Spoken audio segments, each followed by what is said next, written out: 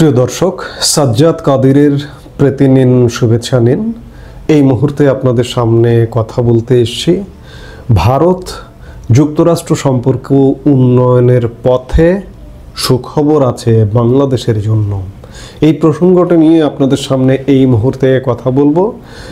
আপনারা জানেন যে মার্কিন যুক্তরাষ্ট্র এবং ভারতের বিশেষ করে শুল্ক যুদ্ধ নিয়ে একটা টানাপোড়েন, এই টানাপোড়েনের মধ্যে আবার আমাদের এই অঞ্চলে চীন ভারতের সম্পর্ক উন্নয়ন, রাশিয়া চীন আরআইসি জোট ঐক্যে আসা, এমন আবহে ভারত যুক্তরাষ্ট্রের যে সম্পর্কের টানাপোড়েনটা ছিল সেই টানাপোড়েনটার উন্নতির একটা আভাস পাওয়া গেল। বিশেষ করে গতকালকেই সেই আভাসটি পাওয়া গেল যে গতকালকে যুক্তরাষ্ট্রের বাণিজ্য প্রতিনিধি দল ভারতীয় প্রতিনিধিদের সঙ্গে গতকাল মঙ্গলবার দিনভর আলাপ করেছেন এবং আলাপটা নিঃসন্দেহে ফলপ্রসূ হয়েছে, ইতিবাচক হয়েছে, যার দরুন রাতের বেলা, ভারতীয় সময় রাতে, মার্কিন প্রেসিডেন্ট ডোনাল্ড ট্রাম্প ভারতের প্রধানমন্ত্রী নরেন্দ্র মোদীকে, আজকে তার ৭৫তম জন্মদিন, এই জন্মদিনের আগাম শুভেচ্ছা জানালেন।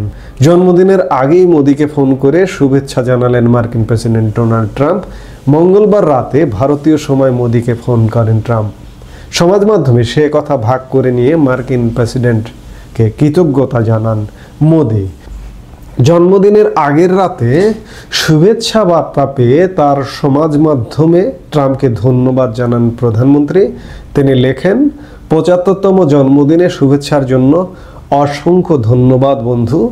তার আরও সংযোজন, আপনার মতো আমিও ভারত আমেরিকার সমঝোতা এবং বৈশ্বিক অংশীদারত্বকে সম্পূর্ণ নতুন উচ্চতায় নিয়ে যেতে চাই।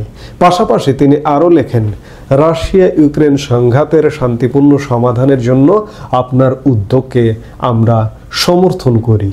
মোদি ট্রাম্প সর্বশেষ কবে কথা হয় আপনারা হয়তো ভুলে যেতে বসেছেন। গত ১৭ জুন সর্বশেষ কথা হয়। ১৭ জুনের পর এই প্রথম ট্রাম্প এবং নরেন্দ্র মোদির মধ্যে কথা হলো। বিভিন্ন সংবাদ মাধ্যম সূত্রের খবর, মোদিকে কয়েক সপ্তাহে অন্তত ৪ বার ফোন করেন আমেরিকার প্রেসিডেন্ট ডোনাল্ড ট্রাম্প, কিন্তু মোদি ফোন ধরেননি, কথা বলেননি ট্রাম্পের সঙ্গে। আমেরিকা ও ভারতের বাণিজ্যিক সম্পর্কের টানাপোড়েনের মাঝেই মোদির জন্মদিন উপলক্ষে ট্রাম্পের ফোন কিছুটা ইতিবাচক বলেই মনে করছেন কূটনৈতিক মহল। নিঃসন্দেহে ইতিবাচক, কারণ ভারত যুক্তরাষ্ট্রের আলাপ আলোচনা নিশ্চয়ই ইতিবাচক কিছু হয়েছে, যার দরুন রাতে সেই বৈঠকের লোকজন যারা প্রতিনিধিত্ব করছেন তারা জানিয়েছেন যে আমরা ইতিবাচক একটা জায়গায় পৌঁছেছি। তাহলে আগামীকালকে ভারতের প্রধানমন্ত্রী নরেন্দ্র মোদীর জন্মদিন আছে, তাহলে একটি ফোনে শুভেচ্ছা বার্তা দিই, এবং যথারীতি নরেন্দ্র মোদী ফোন ধরেছেন এবং শুধু জন্মদিনের শুভেচ্ছা নয়, আরও নানান বিষয়ে তাদের মধ্যে কথা হয়েছে।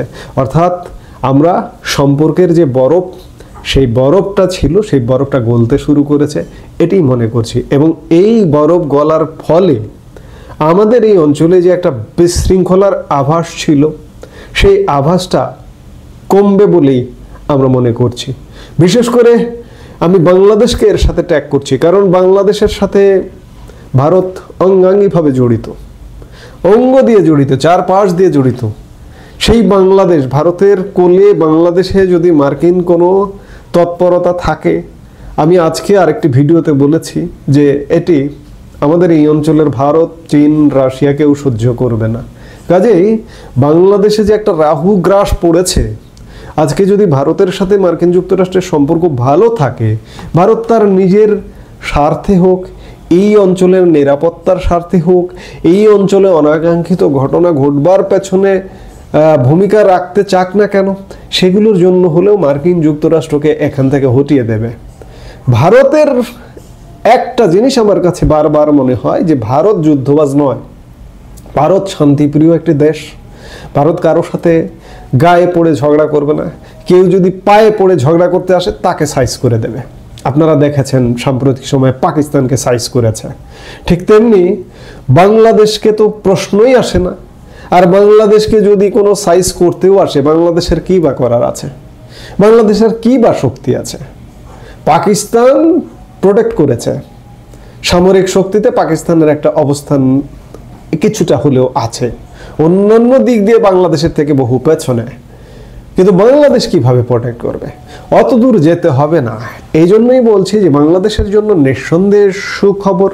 এই যে আপনারা সাম্প্রতিক সময়ে এখনো চর্চা হচ্ছে মার্কিন যুক্তরাষ্ট্রের সামরিক বাহিনীর, বিমান বাহিনীর অফিসাররা, সৈন্যরা, জওয়ানরা বাংলাদেশে এসে বাংলাদেশ সশস্ত্র বাহিনীর, বিমান বাহিনী, সামরিক বাহিনীর সাথে যৌথ মহড়া করছে ইত্যাদি। এই মহড়া টহড়াকে নিয়ে কেন্দ্র করে নানা রকম আলাপ আলোচনা চলছে বাংলাদেশে। বাংলাদেশে বোধ হয় সামরিক ঘাঁটি নিয়ে চলেই আসলো মার্কিন বাহিনী ইত্যাদি। পারবে না। আমরা আশীর্বাদ করি, আল্লাহর কাছে প্রার্থনা করি যে ভারত মার্কিন যুক্তরাষ্ট্র সম্পর্কটা ভালো হোক। ভালো হলে বাংলাদেশের জন্য এটি নিঃসন্দেহে ভালো হবে। আমরা এখন পর্যন্ত ইতিবাচক ধারা দেখছি। আশা করব যে এই সম্পর্কটা খুব শীঘ্রই একদম পরিষ্কার হবে। শীঘ্রই বিজনেস ডিলটা, যুক্তরাষ্ট্র এবং ভারতের বিজনেস ডিলটা হয়ে যাবে, একটা কন্ট্রাক্ট হয়ে যাবে। হবার পরে আমরা আস্তে আস্তে সব কিছু পরিষ্কার হতে দেখব। মার্কিন কর্তৃত্ব এখান থেকে খর্ব হয়ে চলে যেতে দেখব, সোজা কথা। সেই অপেক্ষায় আমরা রইলাম। এই মুহূর্তে এ পর্যন্তই। সবাই ভালো থাকুন, সুস্থ থাকুন। আমাদের ভিডিওগুলো নিয়মিত পেতে সাবস্ক্রাইব করুন Sajjad Kadir and the legends YouTube channel এবং লাইক, কমেন্ট, শেয়ার করে সাথে থাকুন।